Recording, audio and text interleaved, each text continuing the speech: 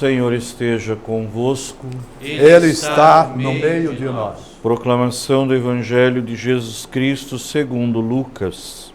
Glória a vós, Senhor.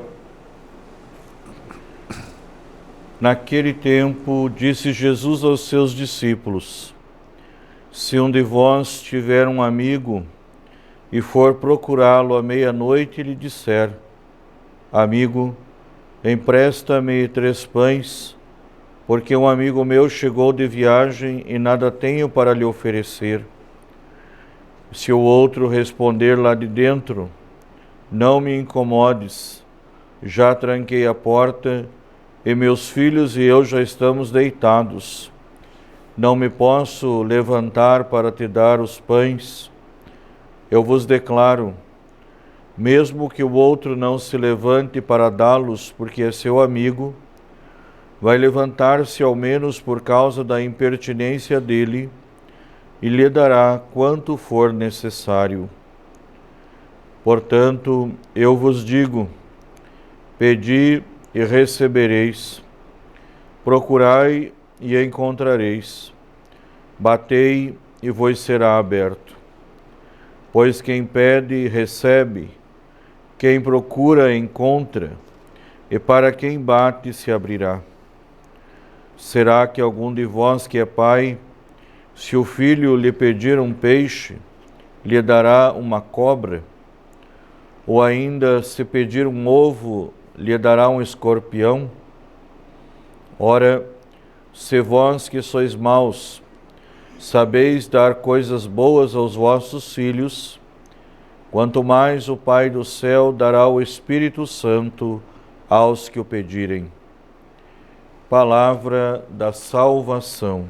Glória a vós, Senhor. Amados irmãos e irmãs, nós estamos refletindo o ensinamento de Jesus aos seus discípulos dentro do Evangelho de Lucas, no capítulo 11, que inicia justamente com a oração do Pai Nosso. Os discípulos pedem: Senhor, ensina-nos a orar, assim como João ensinou os seus discípulos. Essa necessidade de uma comunhão com Deus por meio da oração, por meio do diálogo. Deus, a quem nós não vemos, nós chamamos de Pai. E esse Pai está caminhando conosco em todos os instantes e se nos apresenta de diversas formas por meio dos sinais que realiza, manifestando a sua glória e o seu poder. É o mesmo Deus que nós professamos, dizendo: eu creio no Pai que é todo-poderoso. Esse Deus prepara para nós o seu reino. Esse reino que não pode ser confundido com um poder temporal, um poder humano, esse poder que passa a temporalidade da vida humana, que se acaba, mas que quando é unida, projetada em Deus, torna-se transcendente. Ou seja, o homem, o ser humano, não é chamado a viver uma existência que seja limitada. Limitados enquanto humanos, enquanto pessoas, chamados à transcendência, à santidade, ao reino dos céus, por desejo do Criador. Jesus conclui a oração chamando-nos a viver a graça do perdão, perdoando assim como eu perdoo o outro. A graça de poder construir relações saudáveis, sem ressentimentos, sem qualquer tipo de aprisionamento por meio da culpa ou do pecado. E hoje nós vemos a continuidade deste ensinamento, quando Jesus manda que nós sejamos audaciosos na nossa oração, que nós sejamos até impertinentes na insistência daquilo que nós buscamos. Então ele vai dar o exemplo daquele amigo que, tendo necessidade do pão, confia no outro, a ponto de, em altas horas, quase que incomodá-lo pedindo o alimento. Essa atitude de alguém que confia plenamente. Ninguém procura o outro, ou pelo menos não deveria, se esse outro não é alguém em quem eu posso confiar. O amigo é aquele em quem eu confio. O amigo é aquele que não decepciona. E se há decepções, existe um porquê, e esse porquê aparece na reconstrução dos laços de amizade e de fraternidade. Podemos ver em Deus, o Criador, o Todo-Poderoso, este amigo em quem nós podemos irrestritamente confiar. Se o mundo nos decepcionou, olhando para Deus como amigo, não haverá qualquer decepção. E então Jesus pede que nós sejamos audaciosos, sabendo que a resposta ela virá. Não é no nosso tempo, mas no tempo de Deus.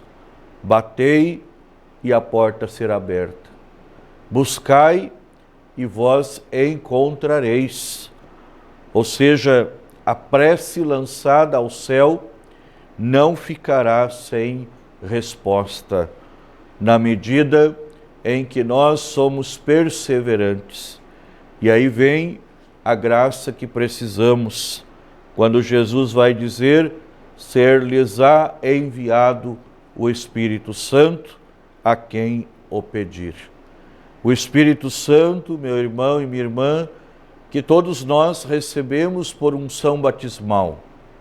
No batismo, ungidos somos e recebemos o Espírito Santo, que nos livra do pecado original e nos torna filhos de Deus.